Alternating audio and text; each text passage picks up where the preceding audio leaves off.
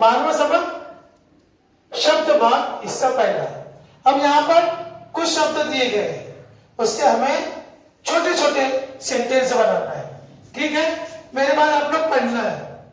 हसन, नयन, लहान, तहान, नाच, आई, सही, ताई, सनई, या, नाग, आग, साग, ताग, ताल, लाल, गाल, चाल, चला, सात, हा, गाल, सतत, आग, आला, अननस, तास, लस, हास, ओस, साहस, हंसा। अब देखिए यहां पर कैसे सेंटेंस बना।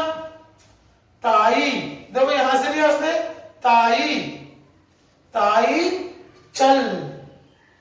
हसन, आला, आला, हसन, आला। सही, नाच, सही, नाच। नयन, गाते। तो इस तरह से आपको छोटे छोटे सेंटेंस बनाना है और उसे लिखना है, पढ़ना है। अगर नहीं समझ में आया आप ये वीडियो दोबारा देखो।